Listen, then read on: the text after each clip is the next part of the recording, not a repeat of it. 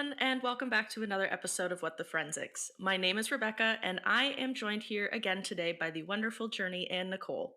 This week, Nicole is going to be telling us about the case of Andrea Yates, along with maternal filicide and postpartum illness.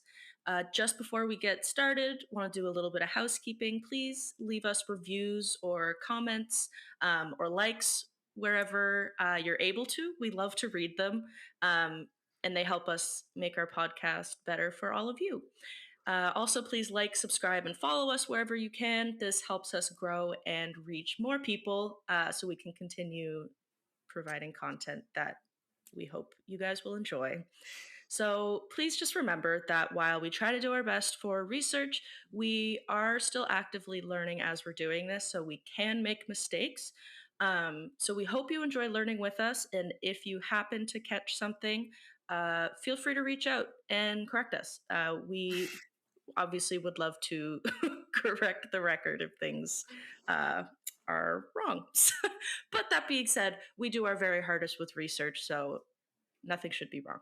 Okay, so also, just before we get started, I just wanted to give a listener's discretion because we are going to be having discussions about and surrounding child deaths and attempted suicide during this episode. So please listen with care. Take a break if you need to. But yeah, let's just jump right into it. So, Nicole, would you like to tell us about the case of Andrea Yates? Yes, I would. I will preface and say I got Invisalign. This is my first episode recording, so if there's a bit of a lisp, just don't listen to it.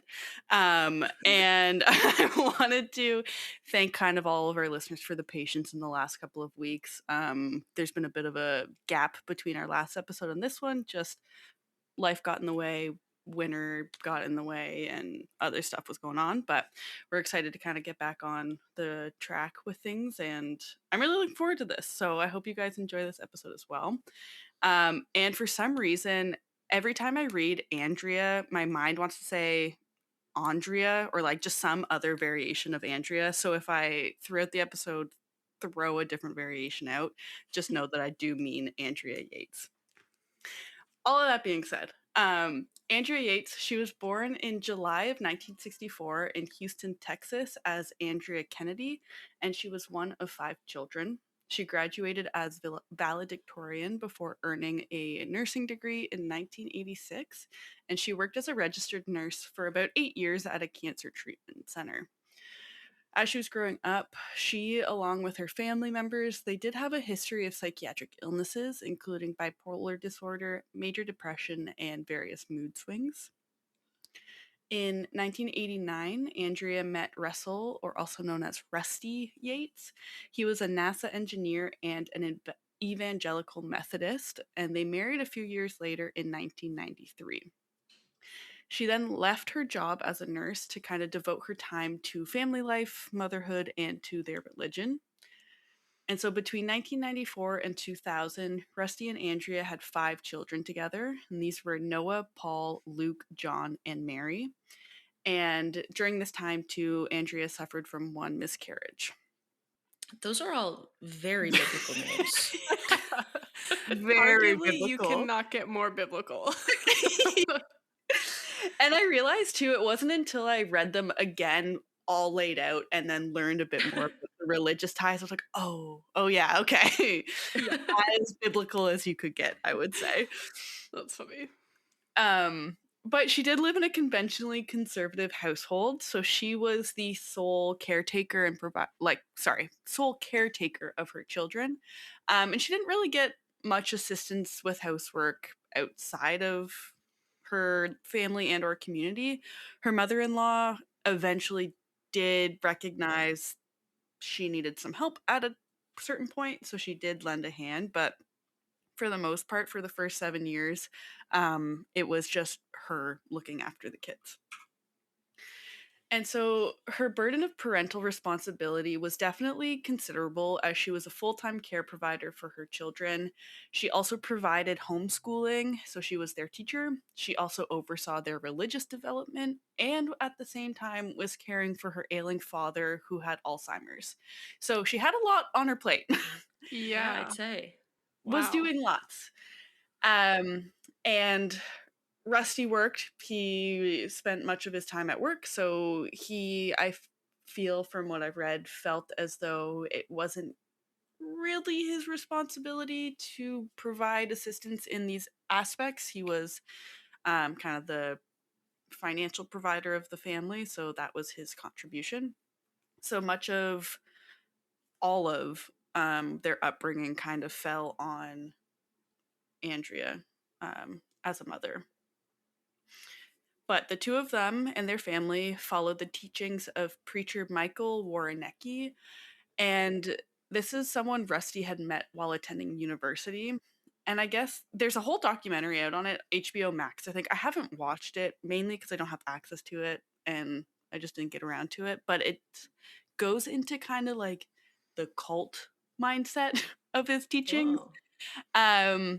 So his ex-followers now presently describe kind of the environment that Michael Warrenecki kind of created was very much built on fear, isolation, and constant warnings of Judgment Day. Mm-hmm. Oh, that Um, doesn't sound hopeful. yeah, yeah. And in one of his publications known as Perilous Times, Warrenecki claimed that quote unquote unrighteous mothers produced unrighteous children who would burn in hell unless they died. He also Oh. wrote that mothers were Wait, responsible for this. the children would burn in hell when they died, unless they died? Yeah, But In- you can't reach hell until you've died. yeah. So, like, that doesn't Yeah. make any sense. Yeah, that's correct. Yeah. Very much just saying like death would be their salvation, I guess. Damn, that's dark.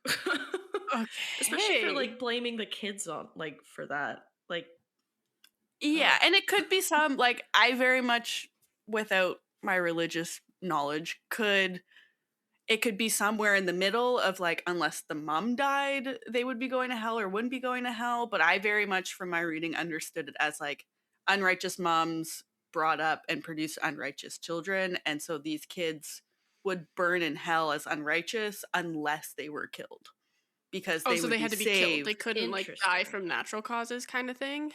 Oh yeah, I guess it was just like they had to be dead. So whether that be through murder or they just died, I don't know, but yeah, they would burn Okay. in hell as unrighteous or because they were unrighteous unless the children were then dead. Were dead. Okay, so if any of our listeners Damn. have any more insight into that, the Yeah. only thing I could kind of think would make sense is like if the mothers died, then the unrighteous children will be better, but then that doesn't really make sense. But it Because also they'd doesn't still make be sense kind if of the like unrighteous yeah. at that point because the mother I think his like the broad understanding or teachings was mothers who were unrighteous inherently brought unrighteous children into this world. And one way to save those unrighteous children, it wasn't through religious teachings or like bettering themselves, but they just had to be quote unquote eliminated for better lack of better terms. Right. And so, like, he also wrote that mothers were responsible for the spiritual lives of their kids. So, if the kids weren't saved by the age of 13 and 14, they were just certainly damned. They just, Damn. yeah. So That's wow. That's such a dark negative way to look at life. My gosh. I just Yeah. don't understand why people willingly follow teachings like this, but then again, like I'm not a very religious person and I know not all preachers are this doomsday-y. what constitutes them being saved? I will watch the HBO Max Yeah. documentary and Okay, I will get sorry. back to you. That's okay. I just like I didn't watch it and I didn't want to focus on the cult ties Yeah, mainly yeah. That's fair. because like it was I'll talk about it later. Like it was discussed in trial, but it wasn't the focus of the trial. And so like Mm. even now Michael Warrenecki was like it's not my fault. I didn't have a part to play in it. He very much kind of like That's denies fair. the part in it. Okay. But from my understanding, the documentary very much followed ex-followers and their kind of past with what they heard from him, what they were taught by him, and they just kind of disentangle his doomsday preachings. Well, Right. sounds interesting. Mhm. Yeah. So if you have HBO Max, give that a go. I'm sure in 6 months it'll be available on a different streaming platform, but I just didn't want to find a legal way to stream it for the time being. Fair. Um, but yeah, so kind of keep in mind the parental responsibility she faced right now, tied with the teachings that they're undergoing, the religious teachings that this family is following. Because in 1999, though, following the birth of their fourth child, Luke, Andrea was hospitalized for taking an overdose of trazodone. Not long after she was discharged, her husband Rusty found her in the bathroom staring at herself in the mirror with a knife up to her throat. Oh. Oh, damn. That poor thing. So she never harmed herself at this time, but she was rehospitalized and she was prescribed Haldol, and this is a antipsychotic medication. Um, and I believe like around this time she was having hallucinations of of Andrea killing someone with a knife or someone having been killed with a knife, whether that be her or her children's. It wasn't clear, but it was just something that she had seen at the time. Hmm. Um, and so during one of her hospitalizations, she did acknowledge having suicidal thoughts and she did believe she wasn't a good mother. So she ultimately was treated for postpartum depression at this time. A month after her second hospitalization, though, a psychiatrist did warn Rusty and Andrea that further pregnancies could worsen her depression and that it wasn't in her best interest to have another child. After this, though, she started slowly improving. She ended up stopping her medication near the end of 1999. But despite concerns raised, they decided to have another kid. So in November of 2000, they got pregnant earlier and they had their fifth child, and this was Mary in November of 2000. Rusty said it was only after Andrea began taking the antipsychotic drug, which did prove miraculous, quote unquote, that they decided to have their fifth child. And he was confident that if her postpartum depression were to return, they could, quote, nip it in the bud by recognizing symptoms early, end quote, and that they could get treatment early. Now, the thing that I learned is breastfeeding mothers should cease taking antidepressants months prior to breastfeeding. So, Yep. if a mother is struggling deeply with depression, psychosis, any of this, to breastfeed her child and to ensure like the health of her child, essentially, she's recommended to stop taking her medication, which in situations could be kind of life-saving, which we'll kind of talk about later. Yeah, and it definitely, like, in this time period, formula wasn't thought of as, like, an acceptable option, like, you were thought of as Mm-hmm. a failure if you couldn't Yeah, breastfeed your kid, which would then compound onto her, like, postpartum depression and the thoughts she's having already. exactly.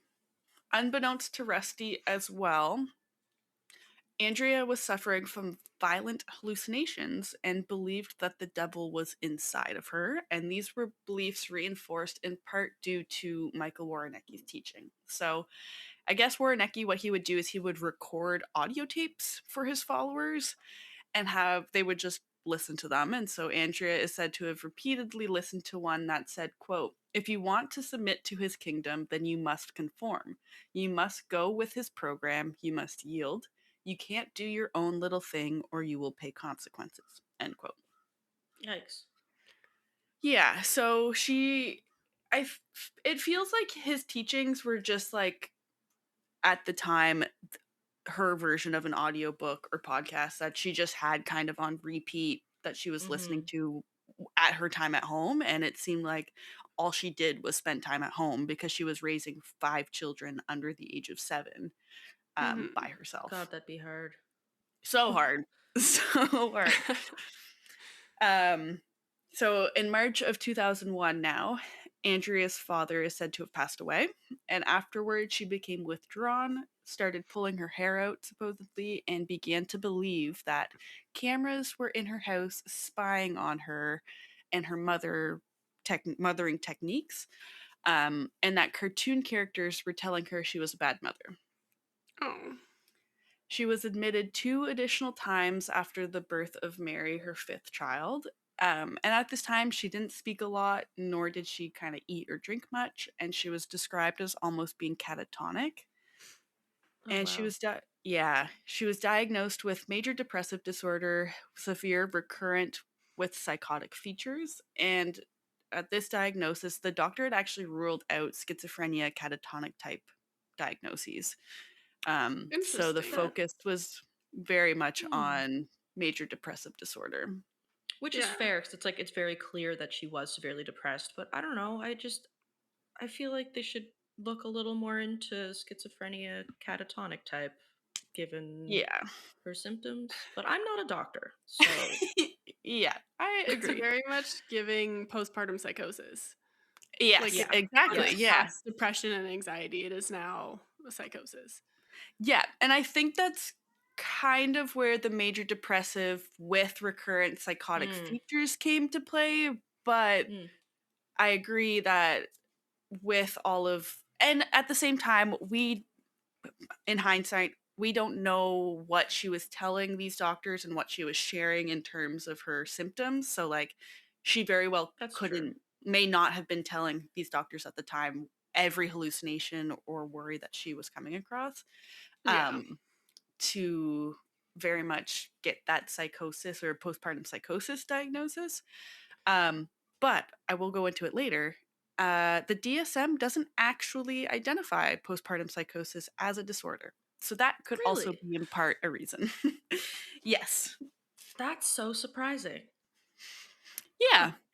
It's But I feel like it's a fairly relatively new term, but it's become more recognized due to cases kind of like this, I feel like. Yeah. 100%. And a lot of people are speaking out about their experiences postpartum, and doctors are starting to recognize that women should be studied. Yeah, there's like Um, the amount of research regarding postpartum illnesses is not even shockingly, but it is very low, which is almost unshocking because, of course, studies regarding women's health just aren't being done. yeah. So yeah, and we'll talk about, like, I'll touch on it too a little bit after about like postpartum illnesses, different types, the differences, and kind of classifications of it, and I'll talk a bit about filicide as well. But yeah, it's not an act, and even in the DSM-5, it's not considered a like a diagnosis, or you can't be diagnosed with postpartum psychosis. It's a kind of sub-subject of a different diagnosis. Oh, okay. Yeah. So after her father's passing, Andrea was hospitalized a 3rd time in March of 2001, where the doctor noted that she again was almost catatonic at this point. A few months later, in May of 2001, she had filled her bathtub with water, and the following day she was hospitalized for the 4th time. At this time, too, she was diagnosed with major depressive disorder with recurrent severe postpartum. So now at this diagnosis, we do see postpartum coming in, but the major depressive disorder is the main diagnosis she's receiving. And so her last appointment with her doctor was on June 18th of 2001. And at this time, he discontinued her antipsychotic medication and adjusted levels of her antidepressants, allegedly having told her to, quote unquote, think positive thoughts, which always does the trick and helps and cures. So Always works. shout out to that doctor. Have you tried just not being sad? Yeah. Yeah. You should stop. Yeah, wow, thanks. Sorry, I didn't think of that earlier. Just be happy. Ugh. God. Anyway. My blood is boiling I know. already in this case. So 2 days after this appointment with her doctor, on June 20th, 2001, in the hour between Rusty leaving for work and her mother-in-law expected to have come over, Andrea drowned her 5 children individually in the bathtub of her home. Oh my She Oh god. God. So within an hour, she one by one drowned her children, laid 4 of them on the bed, placing a sheet over them in the main bedroom, and her 5th child, 7-year-old Noah, he had said to have been running throughout the house trying to escape, but she later caught him, brought him upstairs, and drowned him as well. But his last words to her, unfortunately, were said to be, "I'm sorry, Mom." Or I'm sorry, Oh. Mommy. Like some variation of that, which is truly heartbreaking. Holy Mhm. shit. Wow. Yeah. And so, dripping with water, Andrea called 911, followed by calling her husband, saying, "It's time," and asked him to come home. Now, some sources do say Hmm. that she told the 911 operator that she had killed her children, and that's why the police needed to come. But others also say that it was when the police arrived that she opened the door, greeted them, and said, "I killed my children." Regardless of the fact, she openly disclosed Admitted. admitted to them that she was responsible for the death of her children. Right. And when questioned about the murders, she said that she was possessed by Satan and that she was a bad mother and because they were not behaving properly. She believed that Yikes. the deaths of her children would assure their safety and that they'd be spared from her influence and go to heaven. And so her death, in turn, because she expected the death penalty, would ensure that Satan would also die at this point. Oh wow. Oh. So She's she was very deeply in an yeah, episode. yeah, yeah. So she was charged with 5 counts of capital murder, and the prosecution argued that she ultimately understood her actions were legally wrong despite her mental illness, and they That's supported crazy. and they supported this argument. Okay, just like I'm holding your hands as I tell you this now, that it just gets more frustrating. Okay, like this Oh whole god. trial Okay. is it just bear with me. Okay. Um, so they supported this argument by explaining that Andrea waited until she was alone, so after Rusty left and before her mother-in-law was expected to show up, and she also contacted the authorities afterwards. The defense maintained that she was not guilty by reason of insanity and presented her various medical records and various psychiatric testimonies detailing severe postpartum psychosis at this time. And despite the Mhm. evidence, she was ultimately convicted of capital murder and she was sentenced to life in prison with eligibility for parole after 40 years. So she wasn't able to apply for parole until 40 years. She, however, was convicted of the deaths of 3 of her children, but wasn't tried for the deaths of her other 2. I don't know if this is just Hmm. because like they knew that 3 was enough, so why bother with all of them and risk not getting a conviction on any of them. So I'm not sure if it was like, oh, we won't try her for 2 in case she's found not guilty. We'll bring these other 2 charges afterwards. I don't Okay. know. That's my Yeah. speculation. I just Right. found it odd that she was only convicted for the deaths of 3 of her children. Yeah, that's Yeah, I very weird. agree. Especially when she admits to killing all 5. Yeah, Mhm. exactly. And so Rusty said most of his family was actually offended that she was prosecuted, in part due to how the medical and insurance systems handled Andrea's treatment and her mental illness. And Rusty admitted that he didn't actually know what psychosis was or how to recognize it. Yeah, because it's 2001 and no one's talking about it. And women just don't get sad. Moms Right? don't get sad after giving birth. It just doesn't happen. Just to hurt my own feelings, was the doctor who told her to just think happy thoughts held accountable for his role in this case? Not that I'm aware of. I want to say no. I'm going to say Mhm. 98% sure that that's a no, but I I can't mean, be like, I don't confident to know. say. Yeah, I don't know if he could be held accountable, but I definitely feel like had he not done that, she might not have killed her children. Yeah. Yeah. I think there was a lot. agree. There were definitely a lot of factors at play, and I don't think she is solely responsible for her actions. I'll say that. 100%. Yeah. Rusty also said that it bothered him that Andrea, I guess, never told him about her thoughts about harming or killing their children, and claimed that, quote, if she had said anything, they may have decided not to have any more children, end quote. I don't know. I think the multiple times she tried to kill herself kind of spoke towards that. Like, in my opinion, like, I think if your wife is actively trying to kill herself and she's the sole caretaker for your kids, maybe don't have any more. Yep. I agree. And I think a lot of the conversations I've seen online regarding this documentary too, that kind of, I don't know if it like sensationalized her case or anything like that, but it really brought light to the cult aspect and religious aspect. People were very unhappy about Rusty and how he was as a father, and how he, in his choices and actions, played much more of a role than I think he thinks he did. Yeah. And this kind of being one and shedding light on, maybe just listen to your wife and observe and, like, I don't know, like, do more than what you did. Yeah. That's just my thought, but no, fair.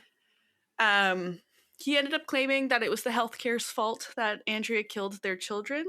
He said if they had given her the same medications, left her in the hospital until she was well, any number of things in her medical treatment, this could never have happened, end quote. Which, like, yes, but also there's more to it. There's like, it's such like a melting pot of issues.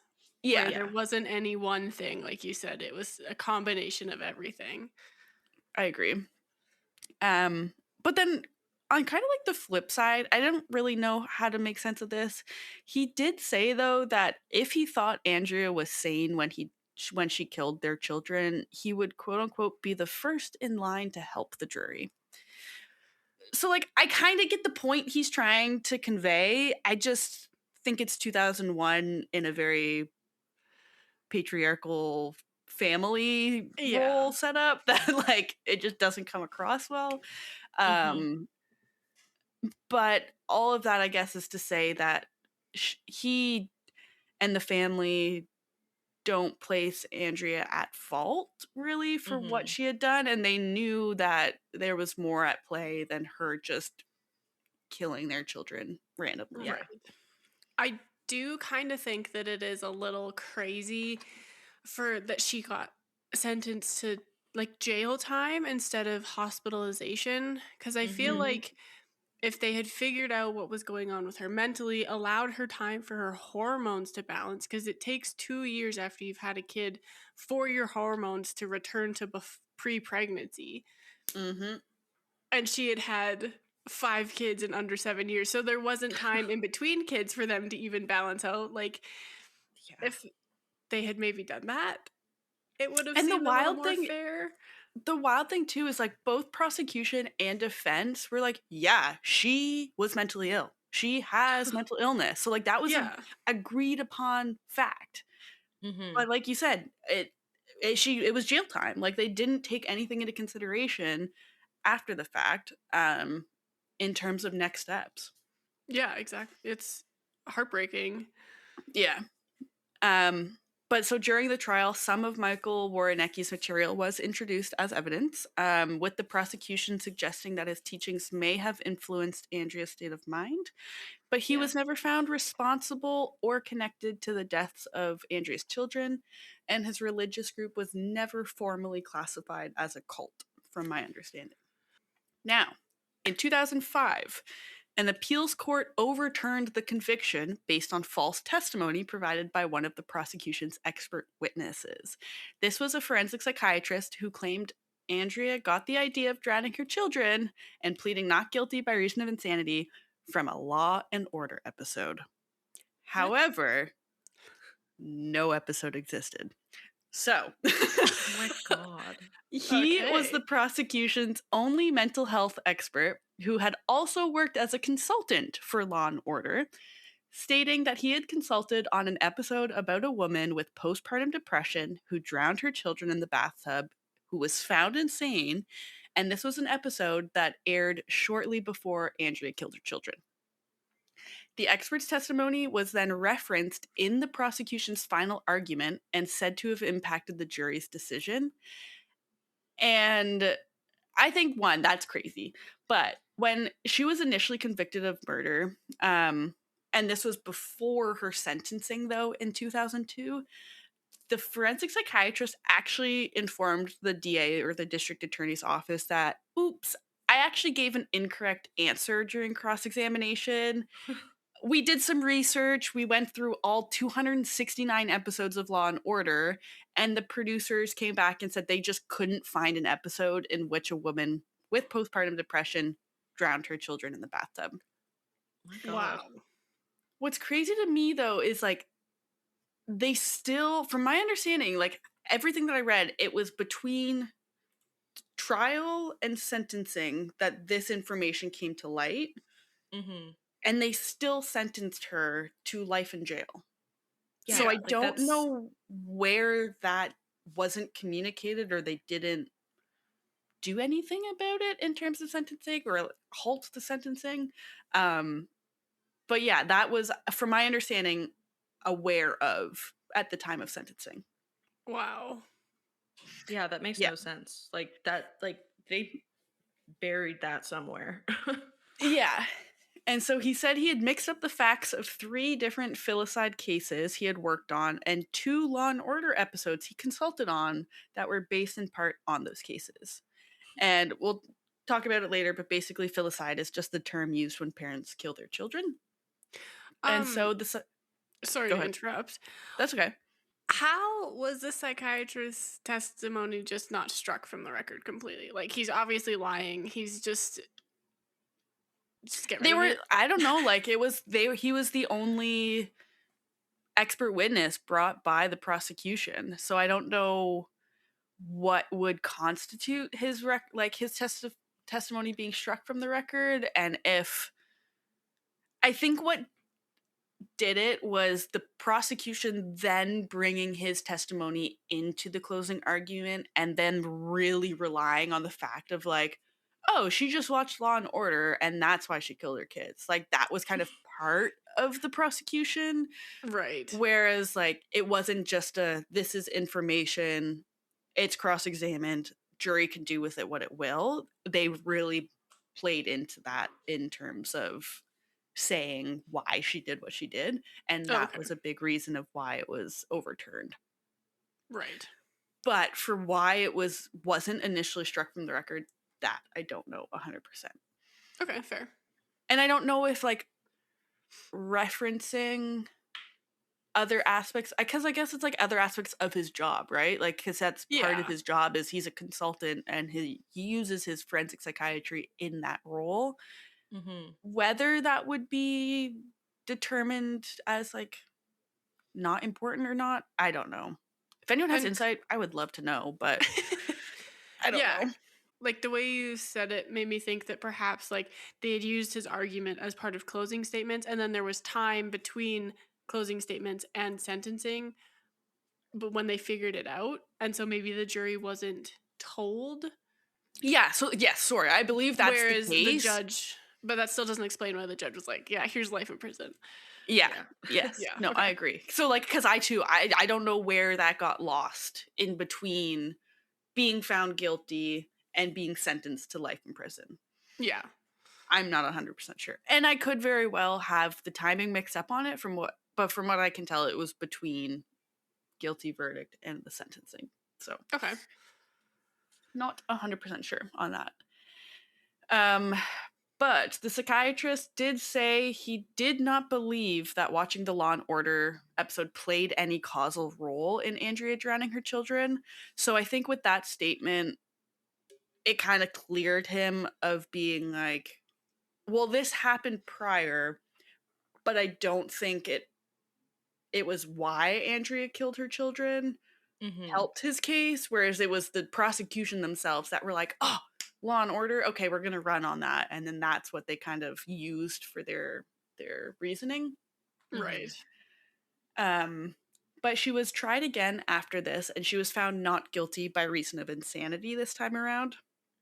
And so, with this trial, or both of these trials happening in Texas, the standard for reason of insanity does hinge on whether the defendant knows that their behavior is wrong. And after sentencing this time around, Andrea was sent to a state psychiatric facility, and she's currently at a maximum security psychiatric center, and she's receiving treatment. Okay. Okay, well, Um, that's better. yeah, and she does actually come up for periodic review regarding her release, but from what I can tell, she consistently declines this and she chooses to remain under psychiatric care. So I think she's like obviously very torn up and guilt ridden over Mm-hmm. something like this, because to be Yeah. in a state of postpartum psychosis, to do those things when you are out of that manic state, like it's just a whole different world and Yeah. understanding and everything. Yeah. So her first trial was heard by what's considered a death qualified jury, whereas the 2006 retrial was heard by a jury that was not. And so, in cases involving the death penalty, because that was on the table for her first trial, jurors are specifically screened during the selection process to essentially be able to say that they can impose the death penalty if the facts call for it, Hmm. which kind of creates a bias to begin with. Yep. You're Yeah. screening out people who believe the death penalty should not be like given. But in 2002, when the first trial went on, about 2/3 of the American public favored the death penalty. And these juries ultimately tend to be more conservative and less likely to find a defendant not guilty for reason of insanity because of their ability to confidently, comfortably, however you want to say it, sentence someone to death. Hmm. Additionally, the jury for Andrea's case was selected in Harris County, Texas. And at the time, in around 2001, this was a conservative county that put more people on death row than all of but 2 states in the US. Holy shit, that's nuts.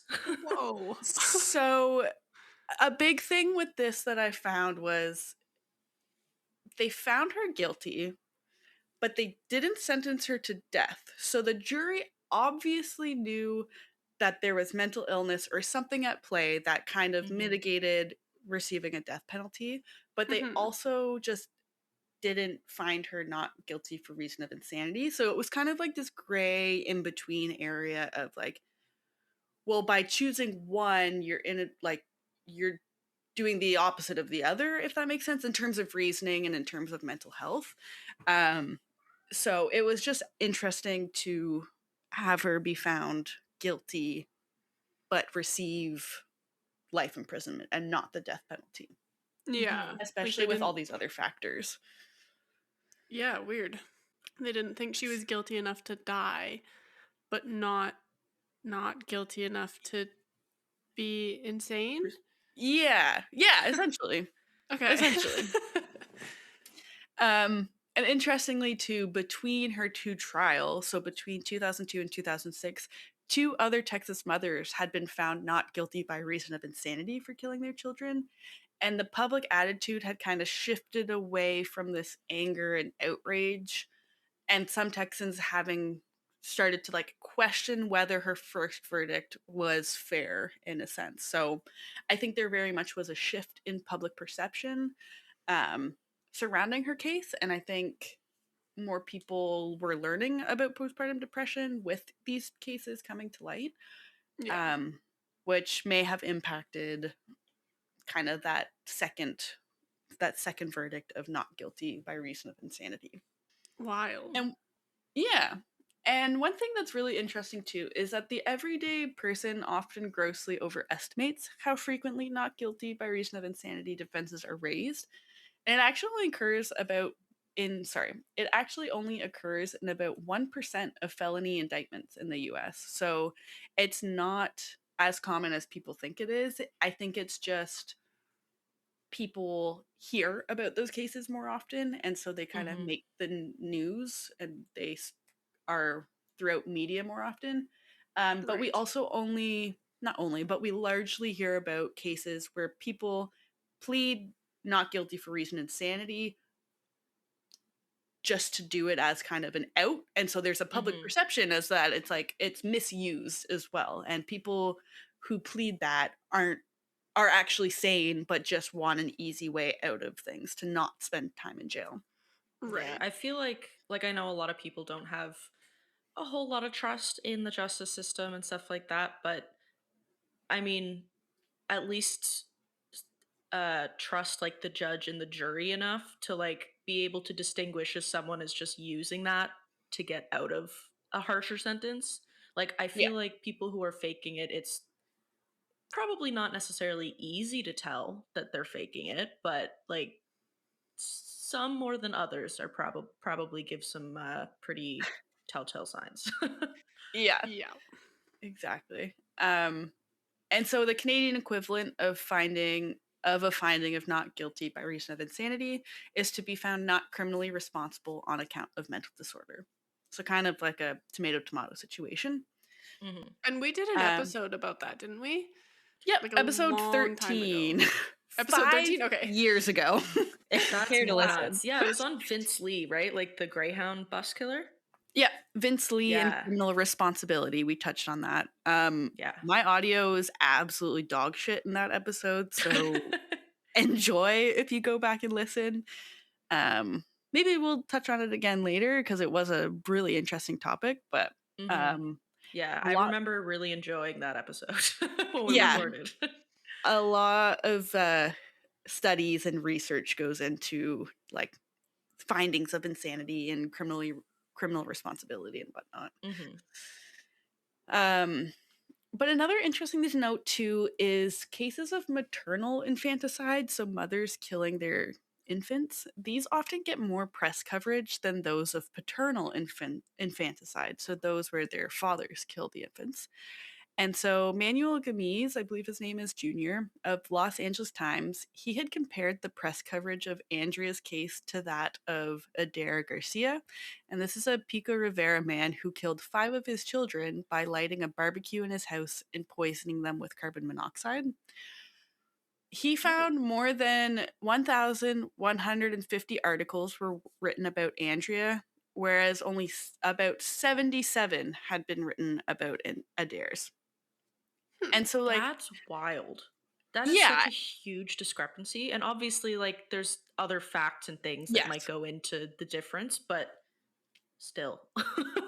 yeah. And so, like you had said, Rebecca, like other factors definitely were at play, but on surface level, that is a very large difference between the two reporting factors.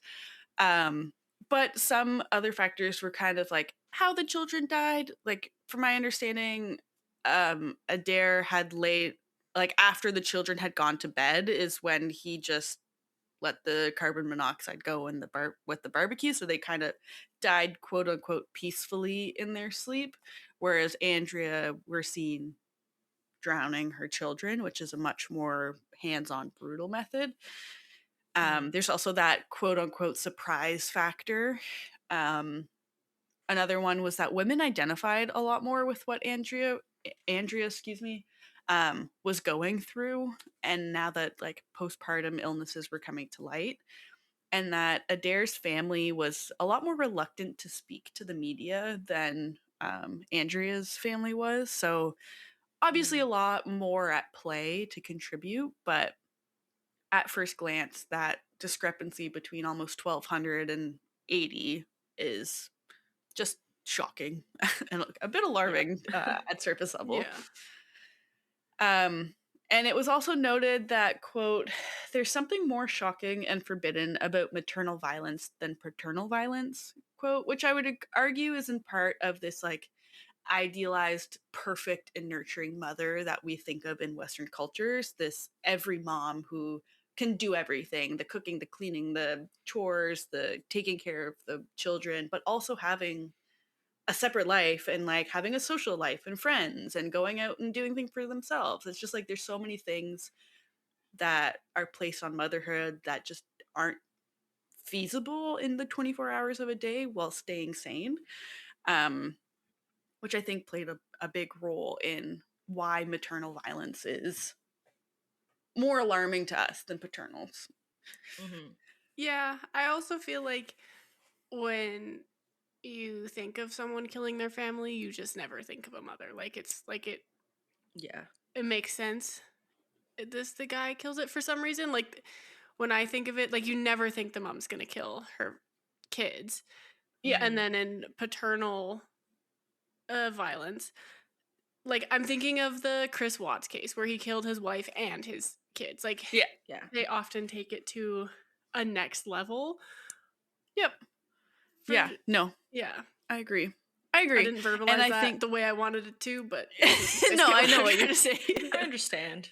I get what you're saying. And I think it does kind of fall in line too with like a mom's there to support her children, and like we see the mom as a nurturing embodiment of like what parenthood and mother figures are. And so to think that they would go against that idea that we have and kill their child is not something we think of, whereas more of what we hear on the day to day is, you know, fathers maybe taking a I don't know what the right term is, but like a lesson too far and it resulting in maybe the death of their child, or like I don't know, we associate violence much more with men than we do women, and I think Yeah. that really comes out when we think of mom versus dad in these cases.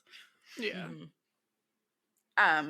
But there was an essay written by Desiree West and Bronwyn Lichtenstein, I believe it's pronounced, about Andrea Yates and the criminalization of the filicidal maternal body. And they quote that the stressors resulting from Andrea Yates's overburdened body and severe mental illness resulted in the unthinkable in social terms. This crime of maternal filicide is so antithetical to idealized female embodiment that Andrea's life and circumstances became a national disgrace before her trial. End quote.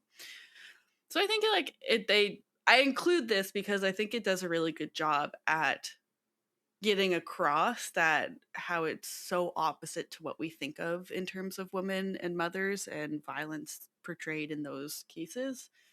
Right.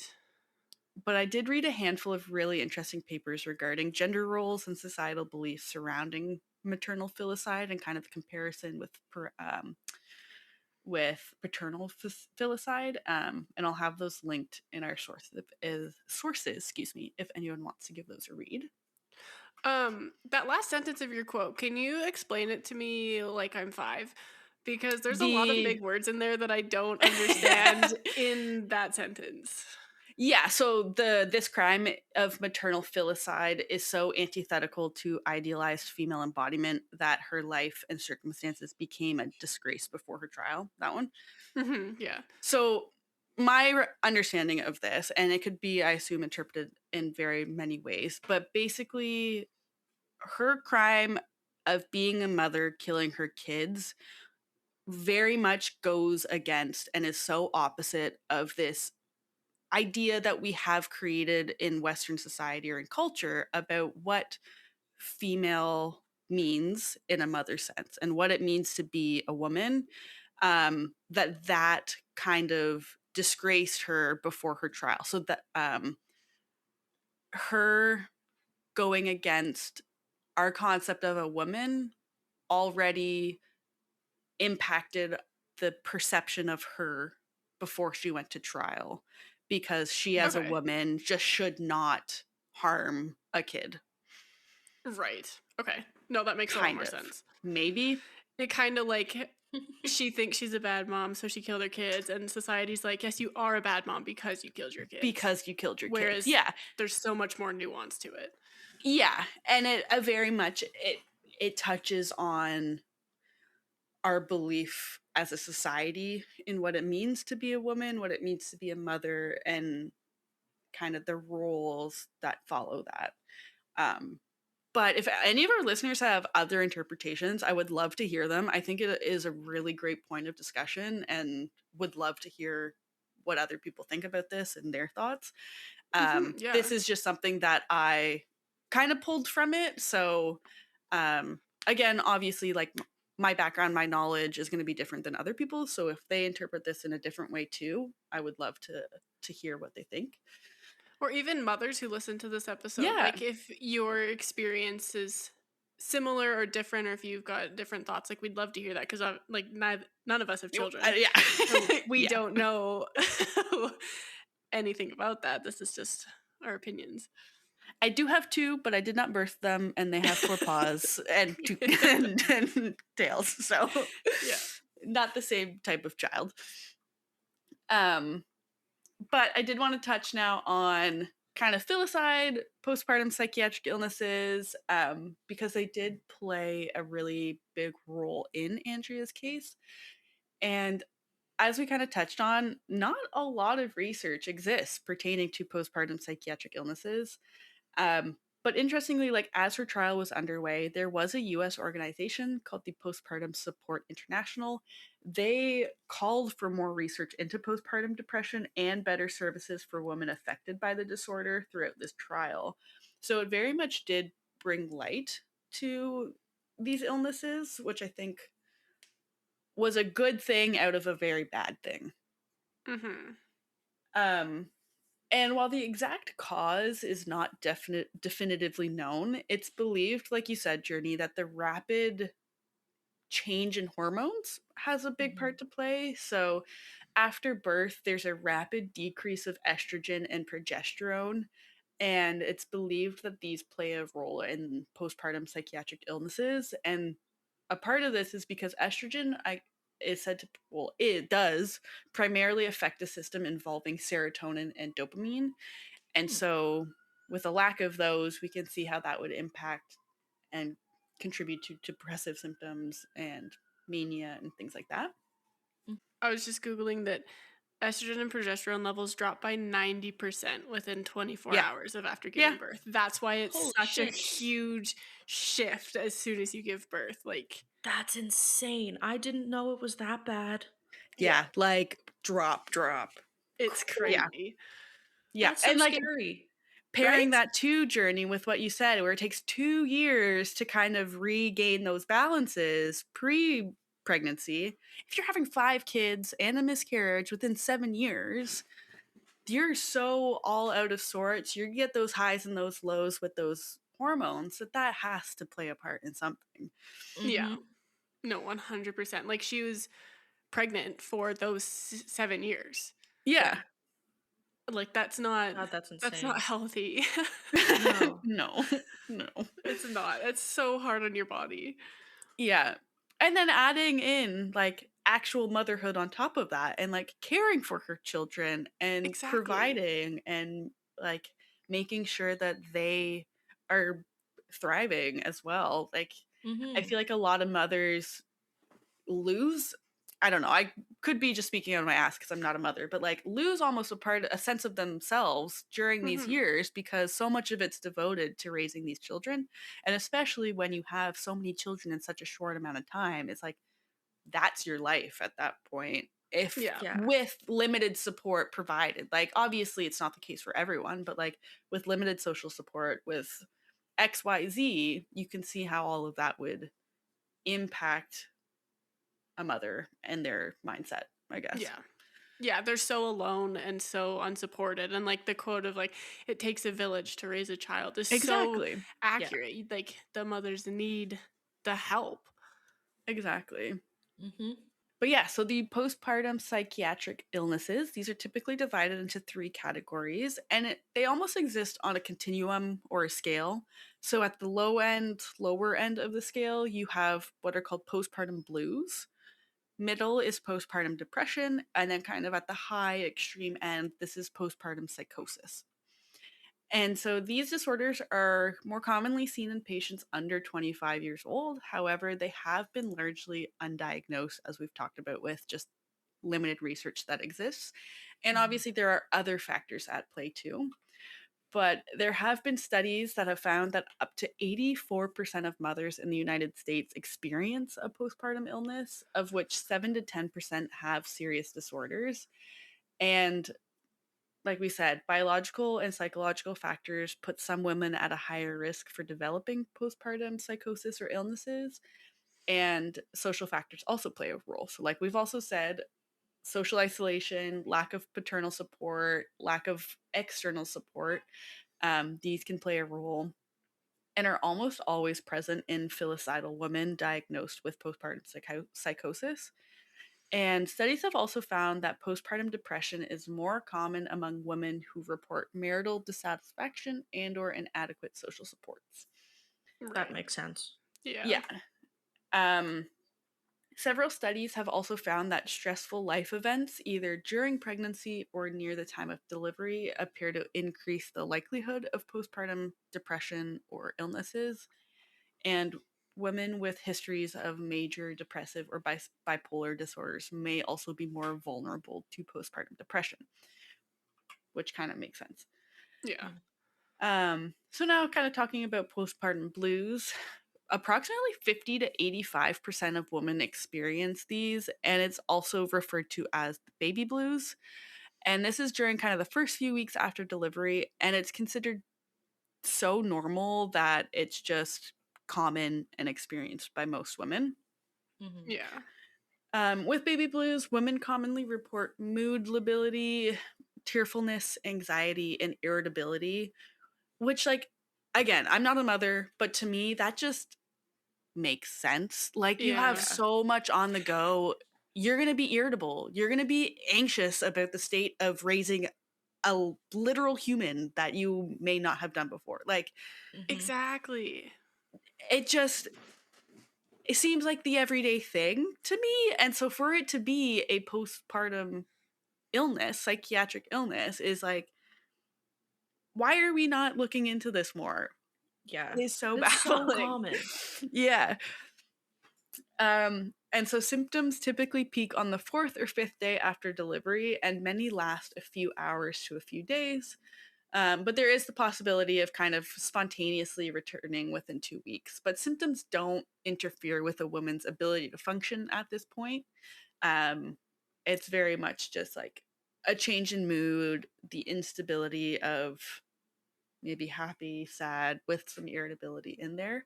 Mm-hmm. Not to downplay it at all, because it obviously is still an illness, but it is at the lower end of the spectrum here. I think we just need to recognize how much women's hormones are changing. Like, it's so far out of their control Yeah. that like Yeah. there's nothing they can do about it. You're basically just at the mercy of your body Yeah. and the hormones fluctuating. Mind you, you also have, if you have a C-section, right? Like, you're healing from major abdominal surgery. Your uterus Traumatic. is Yeah. returning to size. You have a dinner plate size wound on your uterus that Yeah. is trying to heal. Like, you're going through a lot. And I feel like Yeah. women just aren't given, we're getting a little bit more grace.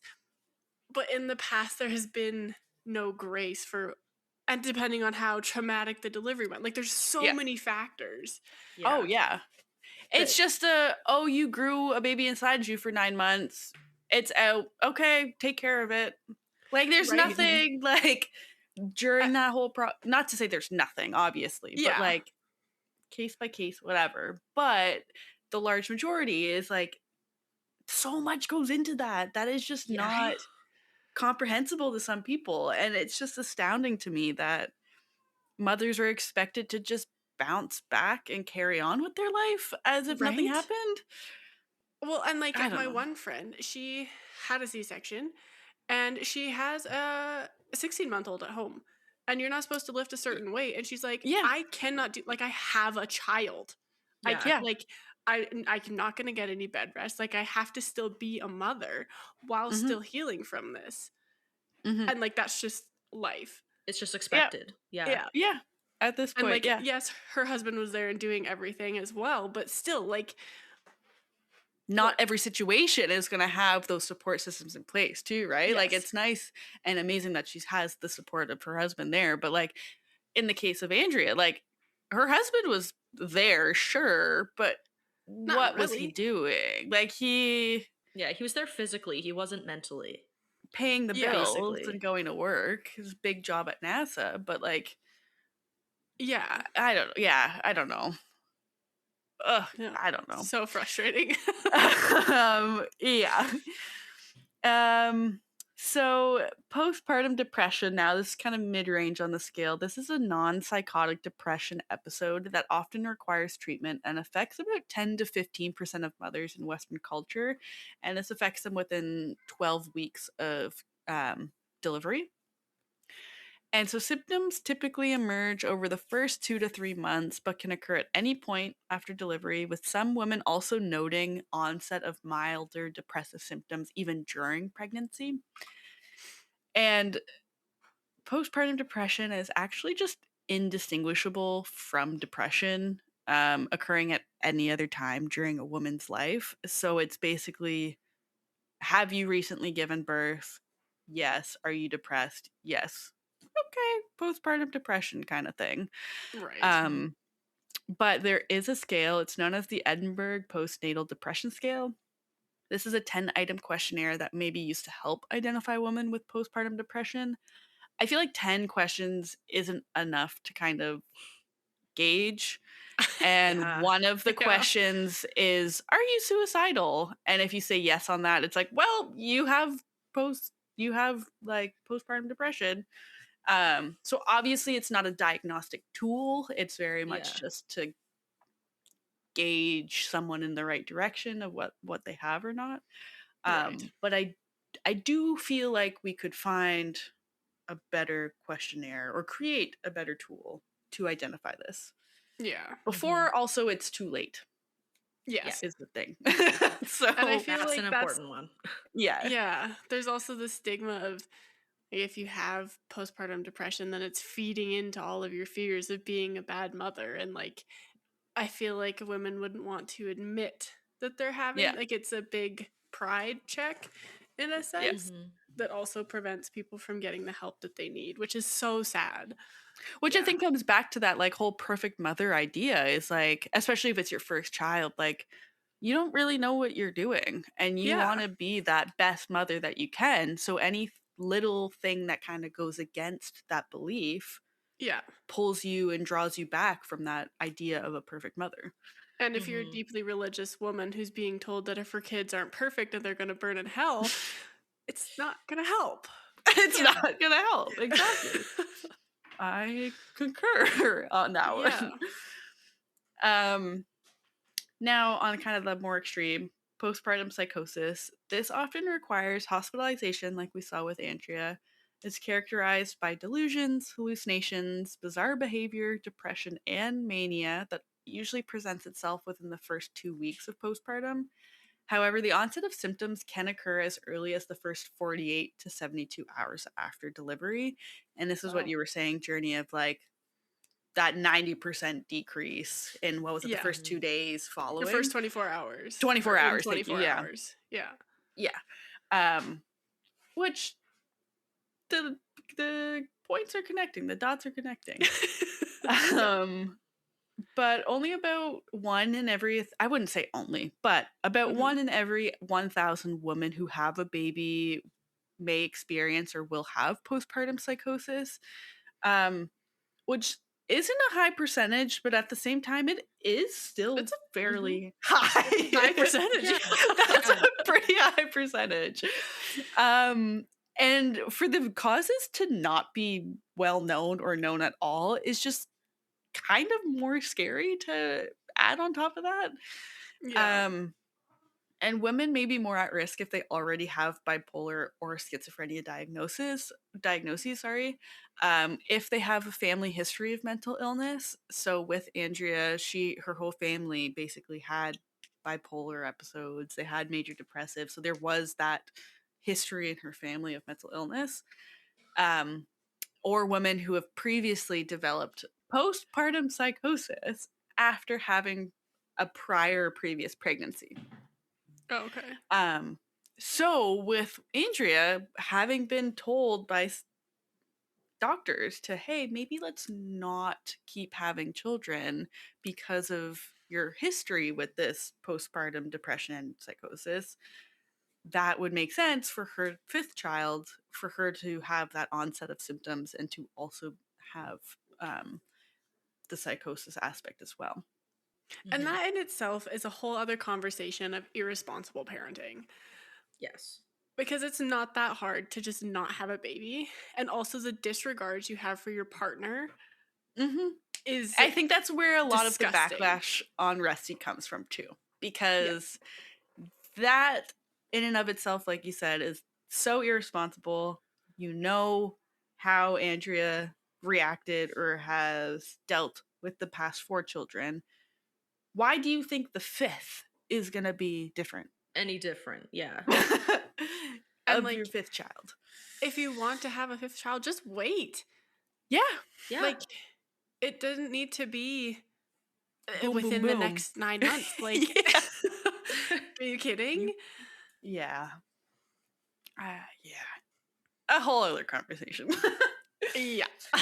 And the interesting thing too is research indicates that the male body is incapable of developing delusion-inducing postpartum psychosis because he's not biologically linked to childbirth in the female body. He doesn't go through the same process as a female faces during this whole pregnancy and childbirth process.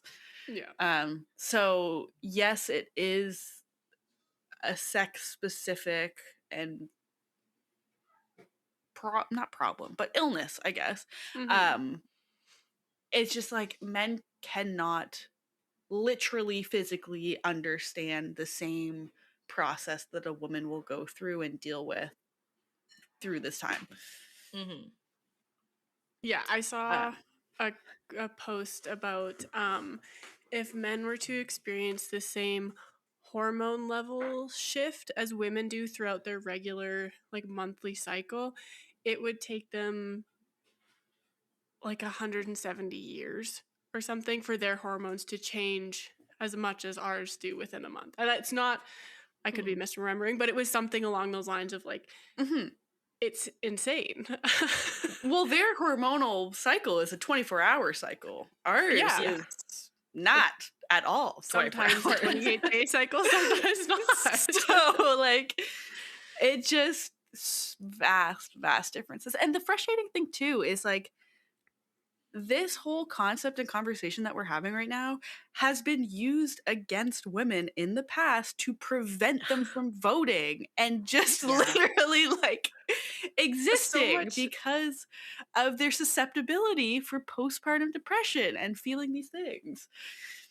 Well, and even like I feel the need to say like we're not asking for any special like behaviors or special things. Like we just want it to be recognized. Yeah. Like, and as a factor, yeah. We don't need to be equal on all, like, I don't know. It's, there's so many different, like, streams of thought, or however you want to say it, of, like, where this lies on, are women equal? How will they be equal? How should we give them vote? It's like, well, if you're going to take, anyways, I'm stopping this there, actually. That's a whole other topic. Pausing there. I'm too mad to think rationally about I that don't need to keep talking right now. Okay.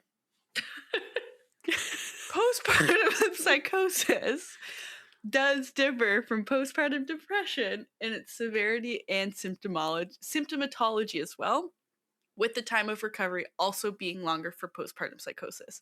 Because postpartum depression and psychosis are limited in their duration, this often means that women who suffer from these disorders and are on trial for filicide or infanticide, any sort of murder of their children, they're usually sane, quote unquote sane, or at least stable by the time that they stand trial. So a lot of the jury may see them as sane individuals who just could never kill their children in a different state of mind. Like they can't separate themselves out between two different states of mind, between the time of trial and who they're seeing in front of them. Sorry, time of crime and who they see in front of them at trial. Yeah. Yeah, the fine print of like them being not criminally responsible is due to insanity or whatever at the time of the crime. I feel like is so often left out or like bulldozed over. Yeah, Yeah. I agree.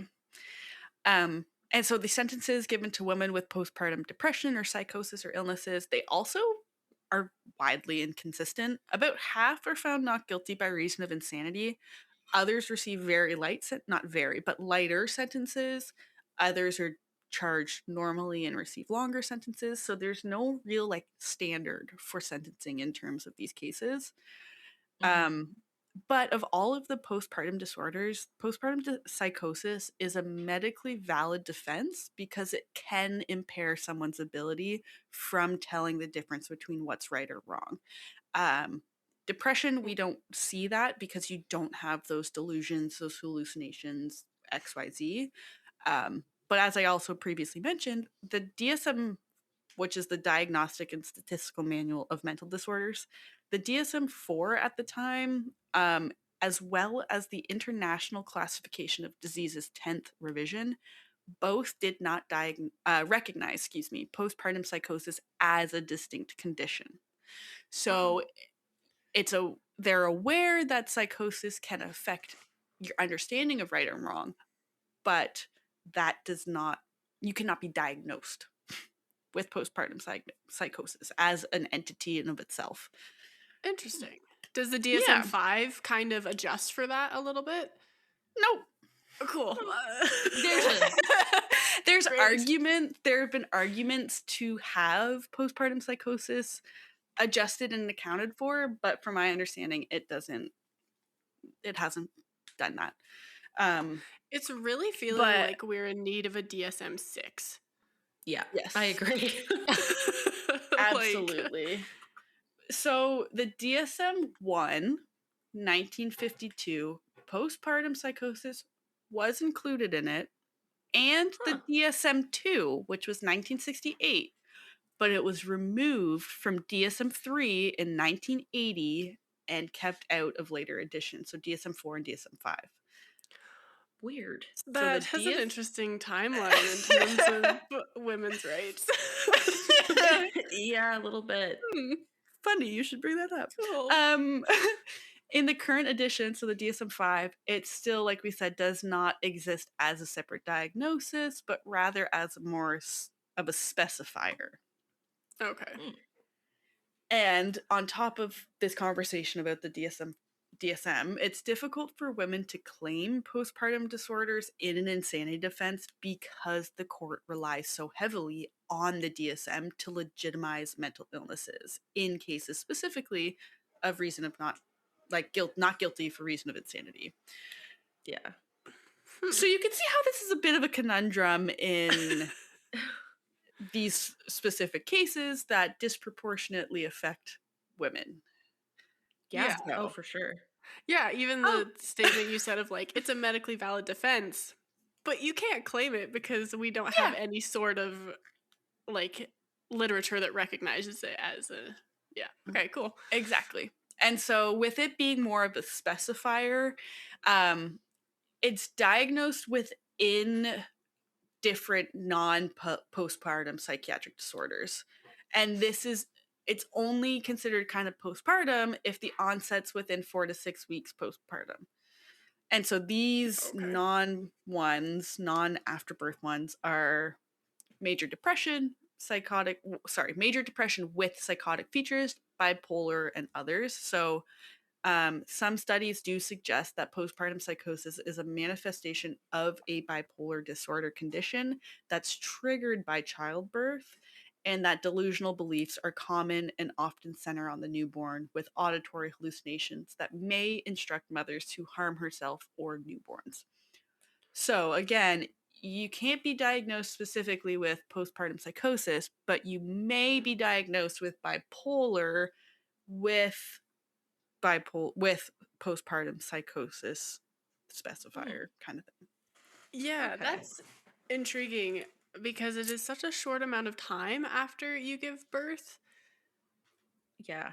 For you to say 2 years postpartum. Yeah, for 2 years for your hormones to kind of balance out and and like the 4th trimester is like 3 months after you give birth, like yeah. Yeah. Yeah.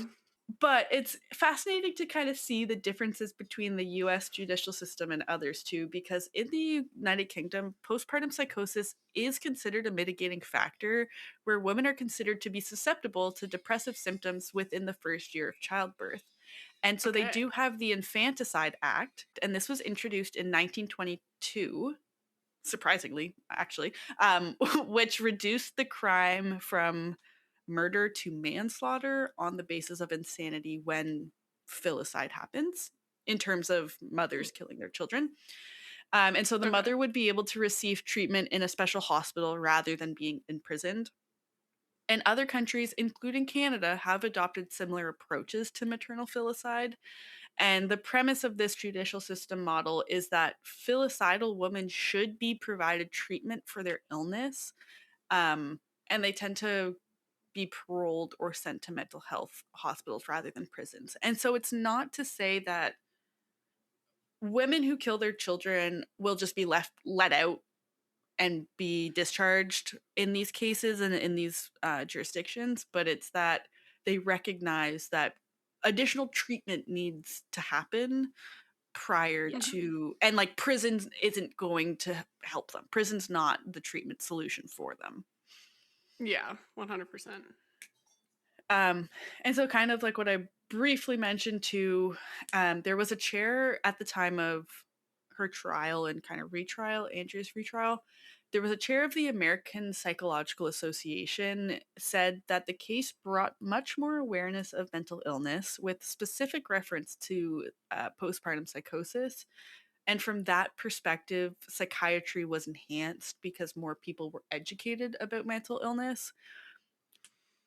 Again, worded strangely, could have been worded a bit better, but I do kind of concur in that talking about it and seeing the representation is going to, in almost every case, help bring light to a specific conversation than to not talk about it. Mhm. Definitely. Um, and so the treatment of postpartum psychosis may include the prescription of one or more antipsychotics, mood stabilizers, or antidepressants. There's also electroconvulsive therapy, and this is often kind of as a last resort, though. And I've heard that this is also a therapy method for like major depression when no other Hmm. treatment options have been found to help. This can Yeah. be, and it's not your media idea of being shocked and like psychiatric lobotomy type of idea. Um, there's much more sane methods of performing this. Yeah.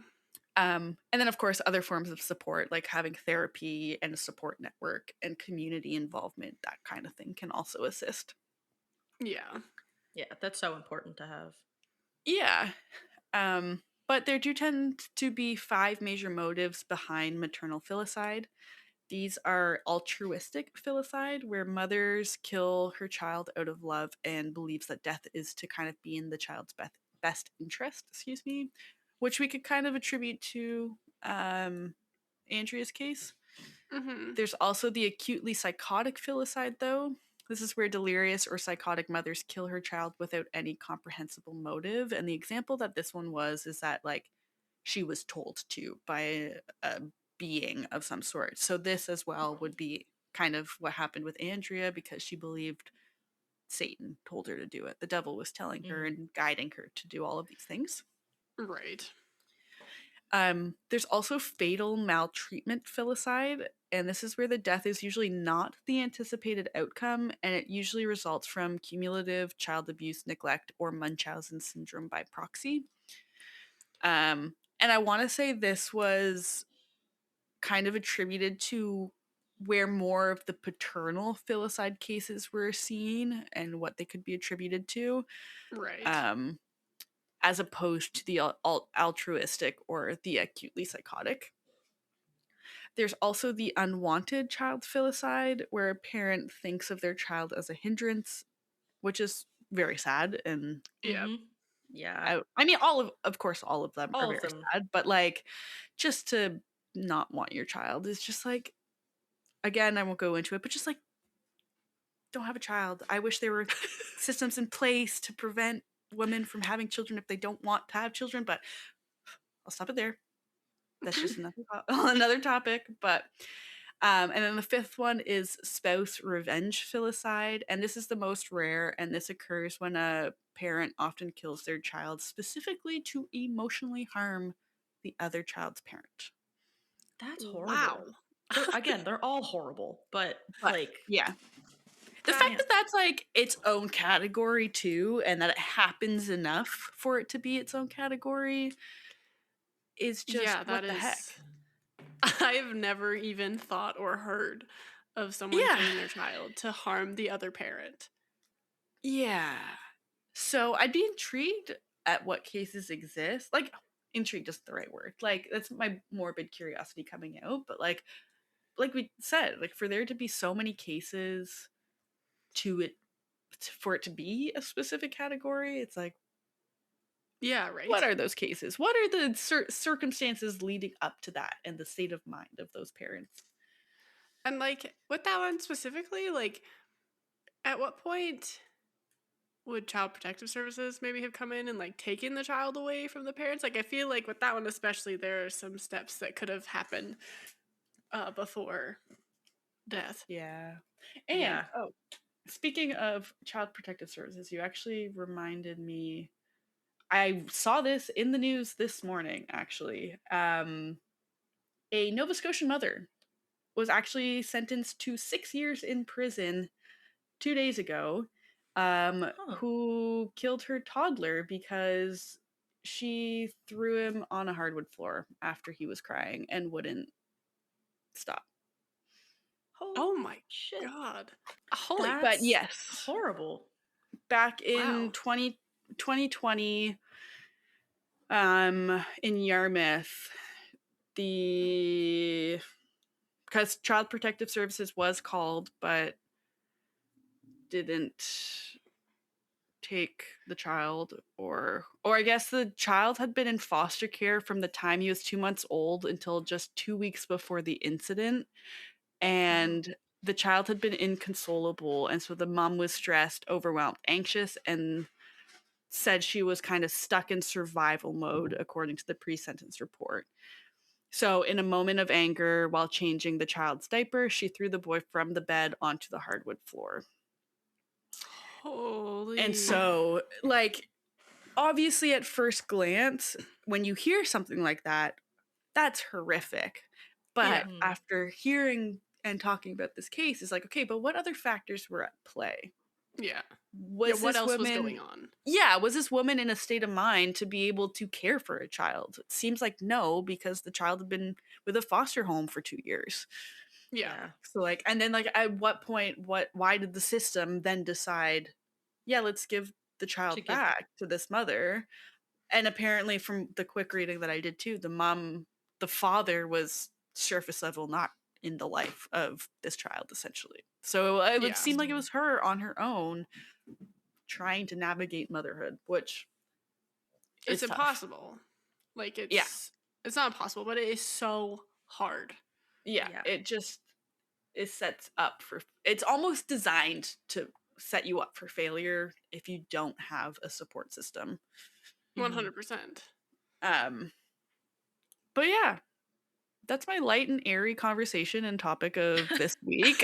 So sorry to have we've had a couple weeks off and we're coming back with this case, but I think it was a good one. And like we mentioned, we do have episode 13 where we talked about criminal responsibility. Preface again, audio trash. So do with that what you will if you do want to learn about it. But Vince Lee was who we covered in that. But yeah, that's Andrea Yates. Wild. I know. I like Journey and I were briefly talking about it just before you popped on. Like I've heard her name so many times, like in recent years, like with the documentary that came out and just being in like psychology courses in university and all that, but I never actually knew anything about her case. And I know I tend to say that like almost every episode that you guys present. I'm just out of the loop on everything apparently. but no, like it's obvious, it's absolutely tragic for her children, but it's also absolutely tragic for her and the family as well. Yeah. Um, yeah, like I can't imagine even how, like, I can't imagine how she's living with herself, but not in like a, oh, how could you? You're horrible, but also like a, she's probably not in active psychosis anymore and can understand what she did, Mhm. which like the amount of guilt she probably feels is Yeah. horrible. Yeah. Yeah. But yeah, no, this was a very insightful discussion today. So thank you guys for making me use my brain on a Sunday.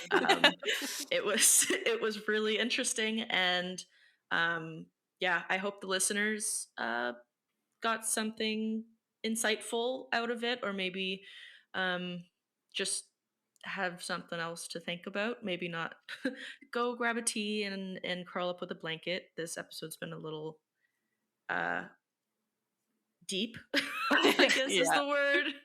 Check up on Yeah. your mom friends, see how they're Yeah. doing. Yeah. Yeah. But yeah, thank you, Nicole, for telling us all about that. It was very interesting. With all of that, our next topic is going to be about the killer Andre Rand and the urban legend Cropsey and how he may have inspired it. Ooh. And just before we get going, I just want to let people know you can find us on Instagram, YouTube, Facebook, and TikTok, all at What the Forensics. Our website is whattheforensics.ca. This is your one stop shop for everything forensics and everything us. We have recommendations up there, Nicole's sources, images, current events, a little biography about us, all the fun stuff. And then our email is whattheforensics@gmail.com. You can reach out to us if you have any questions, concerns, just want to say hi. We do love hearing from you guys, so it's awesome when we receive an email. But with this all said, this has been another episode of What the Forensics. We hope you learned something new, and we are excited to see you next time. Bye. Just a reminder to everyone that we are not professionals in the forensic science field. We are just interested in forensics and want to share what we are learning with our listeners. We're trying to give you the most accurate information, but we are human and can make mistakes. Thank you so much for listening, and we hope to see you next week.